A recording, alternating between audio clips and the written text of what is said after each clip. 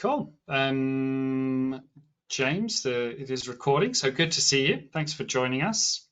Thanks very much. Um, It's good to be here. oh, yeah, well, first of all, tell me, you were in Eton Dorney yesterday. How did you go? How was your event? Yeah, it was good. I have actually added them up, and that was my 30th event that I've done for ATW this year. So yeah, 30 since we're only just end of 5 months in. Yeah, delivering 30 events already in the year is going some. But yesterday was great. The weather was absolutely fantastic. We had a 5K, a 10K, and a sprint and a super sprint triathlon as well. So it was, lovely evening for it. Mega. So we're here today to talk about community. Obviously, there's a multitude of ways to build community, and we are hoping to hear a lot more from you on that. For those of you that don't know, James is obviously the man in charge of ATW. ATW is Active Training World. I think by quite some way the largest multi-sport organizer in the UK, obviously covering running, cycling, duathlon, so on and so forth. And James, you can probably correct me with the accurate figures, but am I right in thinking you reported something along the lines of about 40% growth in Q1 this year? Is that fair? Yeah, that is. Yeah, we have seen a remarkable growth this year, which has been fantastic to see. And the encouraging bit is it's actually getting stronger. Our results in May, although we're not quite at the end of the month, I think we're going to be over 50% up on year for May, which is staggering numbers, and something I've never seen in the 14 years that we've been going now. That's. I was worried to mention that because I think you dropped the seed of that to us recently, and that's incredible. Not only to get growth, but then to back it up with further growth is, that's fantastic. So it's really exciting to hear. So if you could just paint a little picture about ATW. Do you know roughly how many events are in your calendar? Do you even know that number? I don't actually know it for this year. I know we did 172 last year, with about roughly half of them that we organised ourselves, and then another half where we'll provide an event service such as chip timing to another event organiser. But I don't tend to add it up. Like I say, I've added up the number that I went to so far up to the end of May, but I don't tend to count them for the whole year, just because a lot of the time we actually add in some new events throughout the year, or we'll be asked to organise something for, say, a charity or a corporate or something as we go along. So I don't know what the number will be at the end of this year, but I know we're not that interested in growing that number. We've kind of feel like we've reached our sweet spot of what we like to deliver, and 172 is more than enough events to do in a year. More than enough. And just what would you say? Do you have what's the smallest event in terms of numbers that you do, and then what's the biggest? So what's the spectrum of your events? So we do some small events that have got generally about 100 entries in it. So we do some very small events. St Albans Half is our biggest event, which is coming up next Sunday, not this weekend, the following. We get about 6,000 runners at that one, including 2,500 in a fun run. So 2,500 kids in a fun run race is something pretty special. That event probably has about 15,000 people there in attendance, just with because it's with such a big fun run. You get a lot of families coming down to support that one. So that's our biggest event. Yeah, I love that. That's awesome. So yeah, hopefully this will therefore apply to a huge range of organisers in terms of the scale of your events where you're building community, or the size of the events where you're building the community. So that's great. So I just wanted to, again, to paint the picture a little bit more, just for everybody's benefit, about more you than ATW. So where did your journey in event organisation start? I don't think I'm right in saying it started with ATW, right? No, so what was active? It was actually going to be called Active Training Plans. So it came about because I did a long distance triathlon myself, and I had to enter the race on one website, and I was looking for training plans on another, and then nutrition advice on another, just because I didn't know an awful lot about the sport. And I thought it'd be cool if there was a website that offered all of that in one place, which didn't really exist at the time. So I started building that just as a hobby, and it was going to be called Active Training Plans. It was actually my stepdad that said, that sounds so specific to what it is. Why don't you just call it something like World? and it could be anything. So that's why it became Active Training World. And then I didn't actually organise an event until I think it was 2013. So it was a good couple of years after ATW started. It was predominantly a booking system to start with, to get people onto events, and we offered them those training plans in order to gather email addresses. So I think even in the early days, I was actually building a community without even realising it. Yeah, that's smart. So it kind of answers my next question about how long ATW has been in business. So is it about 12 years? Is that fair? This is our 14th. This is our 14th year. 14. I Yeah, formed yeah, in that's amazing. 2011 was the first year. Nice. Okay, amazing. Love it. Right. So a bit of context on ATW. So just to talk obviously about what we're here for today and community. So I guess the main thing to say at the beginning is why does community matter? And I think this is something that we've talked about a bit through other topics. One of which was at the beginning of this year, we talked about the Gen Z and engaging with them. And, community is a huge part of that, trying to find and engage with different audiences and new audiences. Obviously, the Gen Z report that we put out highlighted that audience are looking for memorable, personalized event experiences. There's very much an emphasis on the charitable side, so fundraising, the health element, obviously, and also a huge part on sustainability. And then, a big part of the younger age groups is around inclusivity and also flexibility in terms of attracting, new audiences. That inclusivity and flexibility idea of maybe having different distances is something we really highlighted as a way to ultimately get other people on board. So yeah, building community is incredibly important. Now, we for today have broken it down into two different channels, one of which is online and one of which is offline. So splitting it up, how would you say, or what would you say are some of the best ways you've built community through online channels? Obviously, you're quite digitally savvy, we know, but how have you been driving community online? Um, yes, I think the important thing about the community before we sort of get into that is the main reason I like to go to all of these events is because I love seeing all the stories from the events, like people doing their weight loss journeys or charity journeys or trying to set personal bests. So in order to actually be part of all of those individual communities, you've got to harness the communities in order to allow that to flourish. So you can't just sort of say we're going to just put an event on and 600 people will be there, but I'm not really that interested in what that 600 people are there for. You've really got to engage with all of them and give them the tools to help them achieve their goals, and that's why the community is so important to me. In order to get that going online, I mean, I promise it hasn't paid me to, but Eventrac has been absolutely instrumental in that for us. Um, we've been able to do things like loyalty schemes, which has been great since we came on board with you a few years ago. That's great. We've all of our sort of I think we've got the most generous refund and deferral policy where we allow people to defer for any reason whatsoever. So we don't actually have like I say, a pregnancy policy at ATW. It's if you can't do an event for whatever reason, you can defer into another one of our events with no questions asked. You can manage it in your account, which obviously Eventrac has enabled us to do. So the admin side on our side isn't there. You can literally log onto your account and say, I can't do this weekend.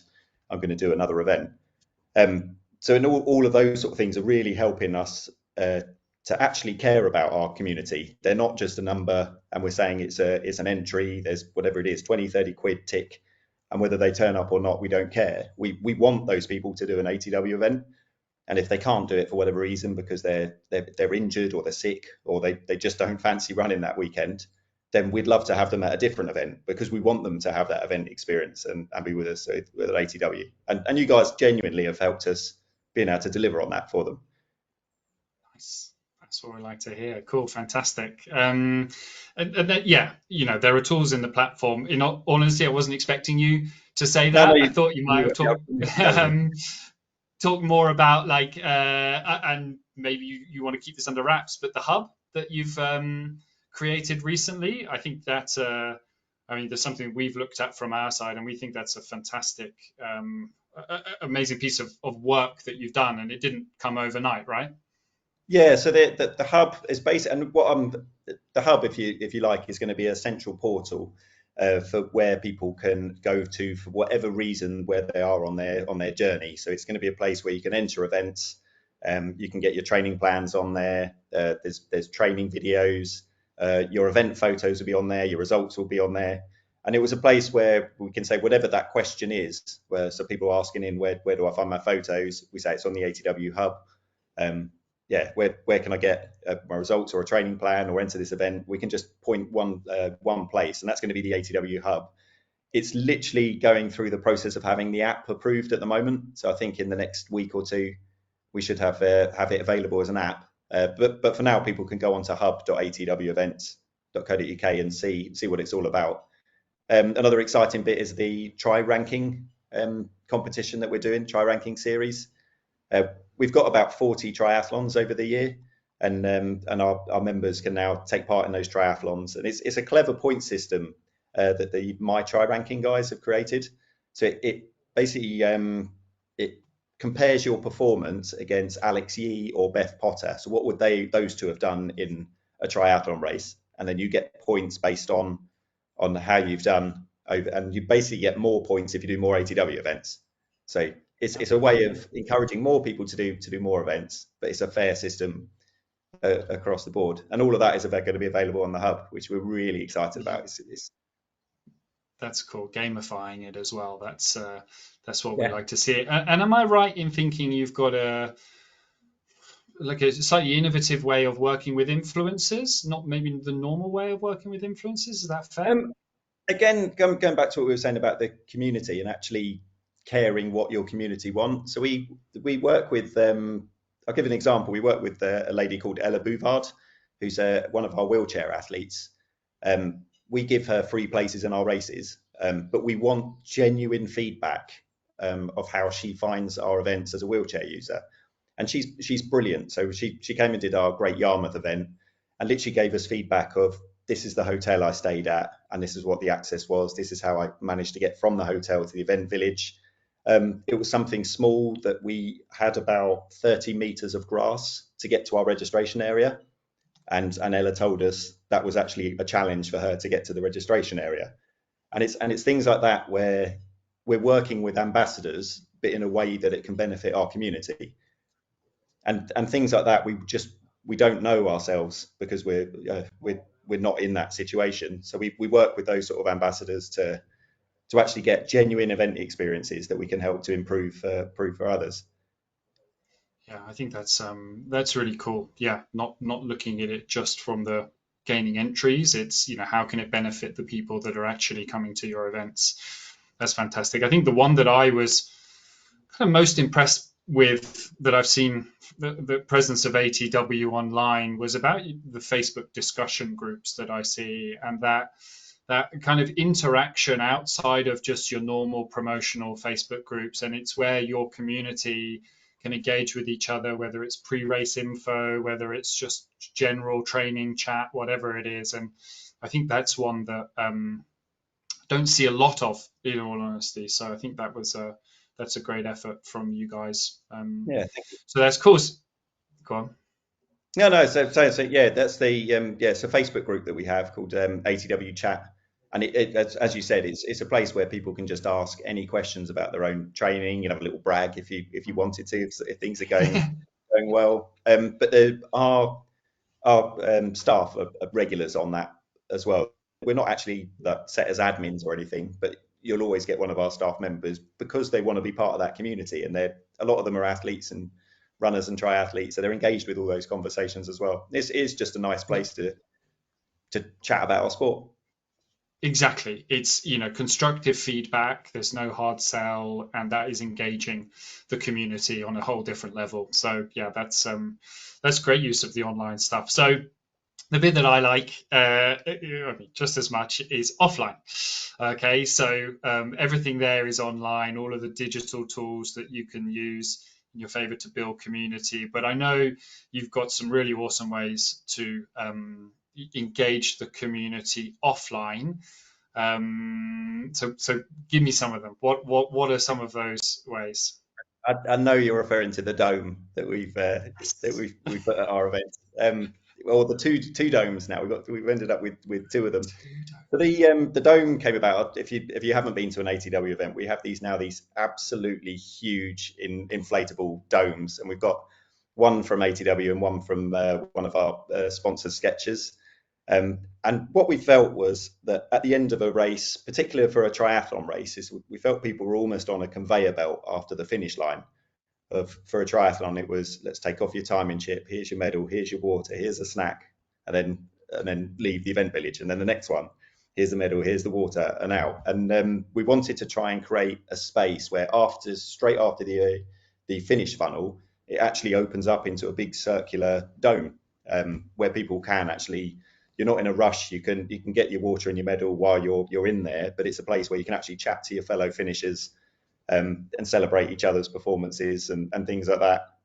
We've done some fun things in them as well. We've had like some live singers in there, so that it's almost like a little mini concert after your race while you're in there. And it's all for the athletes. So it's only the athletes that are really inside the dome before they then spill out into the event village. So it's just been a really good fun like addition to the ATW events. Apart from when you got to pack it down, it's it genuinely is one of the most exhausting things in the world. It's like the world's worst sleeping bag trying to get into the smallest like sandwich bag. It's very, I very think I tiring. saw your photo posted today of at least four sets of hands trying to do that. Was that about right? Yeah. Yeah, the comical thing about that picture as well, it was actually the wrong bag to put it back into. Yeah. The bag isn't much bigger, but it does go in a little bit easier. But that was the wrong bag, and it took us a lot longer than it should have to get that thing away that day. That's hilarious. I think you mentioned it before as well, even before we talked about online, but you talked about your photography as one of those ways. But the one thing I'm really interested in one of them that you just touched upon there, and that was your sponsors, the brands that you've engaged with. And I've got 2 points on this. There's the sponsors, and then we've separated this also to suppliers as well. And this was something you highlighted to us that we thought was fantastic. The effort that you put into not only engaging with your participants, potential participants, and building that community, but you also highlight to us that you actually have a community of suppliers, essentially, and that makes your life easier. And so, yeah, I'd love to hear a bit more about the sponsors and suppliers and just how you're working with them. Yeah, so sponsors wise, we will only work with sponsors that we feel benefit the athlete. So we're very, very fortunate that we work with the likes of Skechers, Red Bull, Revive, Zone 3, Alzheimer's Research UK, and all of these are just enhancing the event experience for the athlete. Lovecorn provide us our like finish line snacks. So all of these things make the event experience better. So if it's not a sponsor or a partner that benefits the event experience, we're not interested at all. So it always has to come back to that community. In terms of like suppliers and things, I do see the suppliers as a community as well. Is you have your athlete community. We actually have a community within our staff. So it's just another little pocket. But suppliers, we work with the same medics every single week. The medical and water safety guys, we work with the same commentators, the same photographers, and we build that rapport with each other. We know how each other work, and we don't see them as people that are just there to provide a service, whatever it is, such as a medical cover or photographer. We're friends with all of these people as well. That we bring each other regularly, and it's very, very nice working relationships. And even you guys at Eventrac, it's nice enough that I can, if I've got any sort of problems or comments or suggestions or anything, I can just give you guys a call and we just have very open conversations. And it's such a nicer way to work when you actually have that kind of community with your suppliers rather than just treating someone as someone just providing you a service and that's all you're interested in. Yeah, I think that was one of the first takeaways that we had when we first bridged the idea of this webinar. You mentioned this, and I think it's maybe something that's overlooked. And you're turning it from being a transactional relationship into a, you know, ultimately just a good community because you rely on each other. So why wouldn't you? James, that's really cool. Yeah, it's great to see some of the ways you're innovating in the space. It's been fantastic to see your evolution. Are there any other points that you think we've missed off about online or offline community? I think if you kind of don't see everything as a number, you can actually enjoy the experience a lot more. Like if you, I think that when some of the pitfalls I think people fall into is when they say they're going to build a community, they then just go back to seeing things as a number.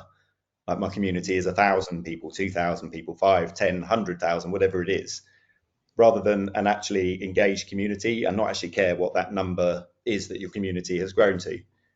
I think that's probably the important thing is actually have genuine reasons for what you're doing. So if you are building a community or you want to be able to offer people things like coaching and training plans and stuff, have a genuine reason for offering it rather than just treating everything as a number again. I think you'll actually enjoy everybody would enjoy their work a lot more if they do it that way. And I genuinely love what I do. I go to events every week because I enjoy it and I love seeing all the people coming to ATW. I, we were actually discussing it as a team earlier, but we genuinely think we know the names of hundreds, literally hundreds of the athletes that come to our events, and we know their injury problems and their PBs and everything. We know so much about them because we actually want to be part of their community. We've got a genuine interest in them, and they've got a genuine interest in us. And it's such a nice space to work when you seem to get it right. And I feel like we are on the right path to getting that right.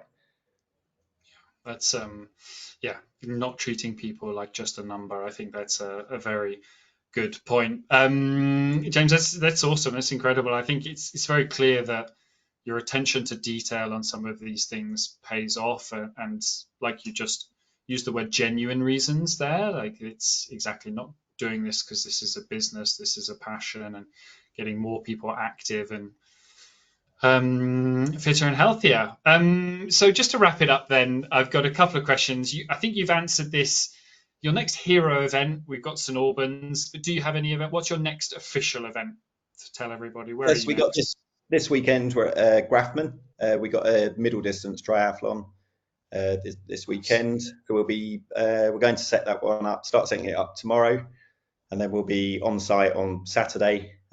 Our team genuinely we sleep in the back of vans and all sorts on the day before the event. We tend to have like a bit of a barbecue and maybe a cider or two on the night before, and then Good. set the alarms for like 3 a.m. in the morning, and then we'll be up making sure the event village is perfect for those first people arriving early hours.